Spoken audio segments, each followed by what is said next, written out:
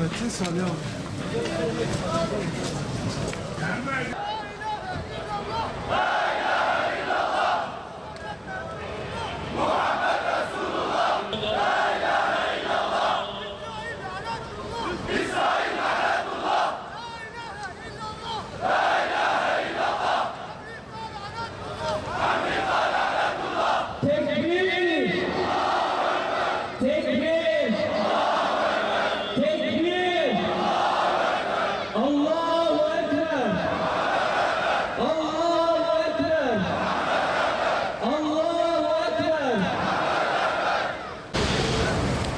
Tam zamanında burada ya. Biraz önce yağmurdu. Sanki görüşün var mı?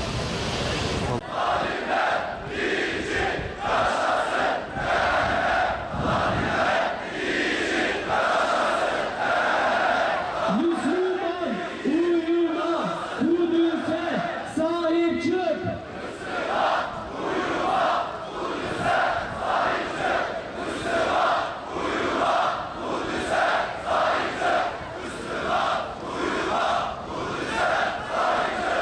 Kudüs İslam'ın başkentidir.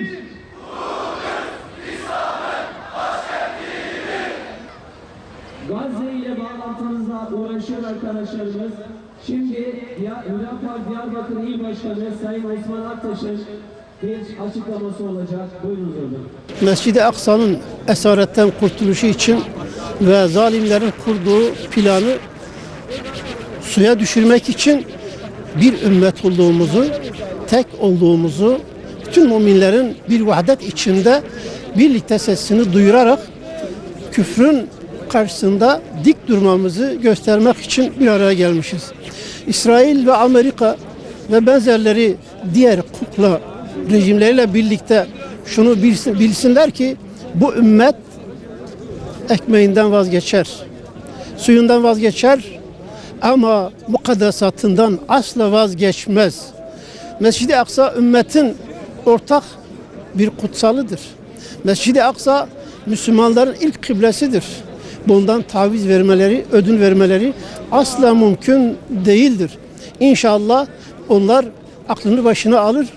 Şu an planladıkları bu ihanet anlaşmasından vazgeçecekler de Müslümanlara yem olmayacaklar. Müslümanları kızdırırlarsa, öfkelerini kabartırlarsa Selahaddin Eyyubi'nin torunları inşallah Teala kükreyecek ve Kudüs'ü bu ihanet çetelerinin işgali altından kurtaracaktır Allah'ın izniyle. Bu nedenle bütün Müslümanları tek vücut olmaya, vahdete, birliğe, güç birliğini yapmaya davet ediyoruz. Bu benim sözüm değildir. Allahu Teala'nın bizzat kendi çağrısıdır. Bismillahirrahmanirrahim. Malum Filistin, Kudüs, Mescid-i Aksa Müslümanlar için itikadi bir meseledir. Yani imani bir mesele. Sadece bir toprak parçası olarak oraya bakmak bir anlamı yoktur. Gelelim ki bir toprak parçası dahi baksak, bir Müslüman toprağı kafir ve Yahudilerin işgali altına girdiği zaman bütün Müslümanlar oranın özgürleştirilmesi noktasında ferzdir onların üzerine. Farz-ı aynıdır. Herkes o görevi yapacak ta ki o İslam parçasının işgalden kurtarılana kadar. Malum biz sivil toplum olarak konuşuyoruz. İdarecilere baskı yapmaya çalışıyoruz. Elbette bu önemli ve takdir edilmesi gereken bir adımdır. Yalnız bizlerle iş bitmiyor.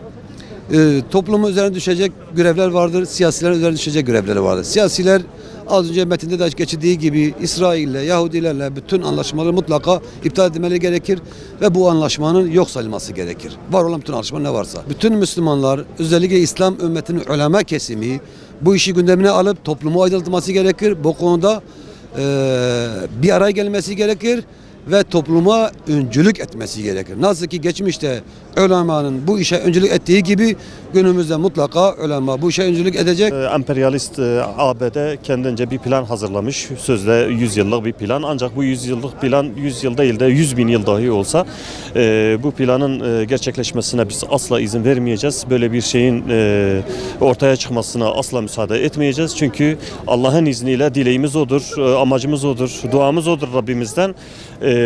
İnşallah bunların uygulamaya çalıştığı bu plan sayesinde bütün İslam ümmeti, düşüncesi, fikri, mezhebi, ırkı ne olursa olsun bir araya gelecek, birleşecek ve emperyalizmi yerle bir edecek. Yani akılları sıra böyle bir plan ortaya koymuşlar. Kendince işte Filistin halkına bir kısım toprak veriyorlar ama onun yerine kalbini söküyorlar, kalbini alıyorlar. Kalbi sökülmüş, kalbi alınmış, Kudüs'ü ele geçirmiş, Kudüs'ü işgal edilmiş, Kudüs'ü işgal edilmiş bir Filistin'in de hiçbir kıymeti olmayacağından dolayı bunu müsaade etmeyeceğiz. Müslümanlar olarak her daim kanımızın son damlasına kadar karşısında dik duracağız inşallah. Biz Müslüman gençler olarak Şeyh Ahmet Yasinler gibi Kudüs için mücadele etmek zorundayız. Kudüs İslam'ın başkentidir.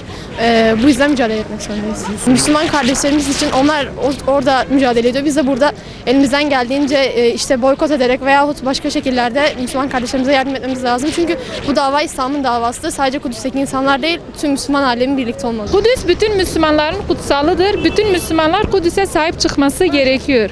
Eğer bugün yani başımıza Kudüs'ün başına gelenler ve bütün İslam coğrafyasının başına gelenler biz Müslümanların birlik ve beraber olmayışımızdan dolayıdır.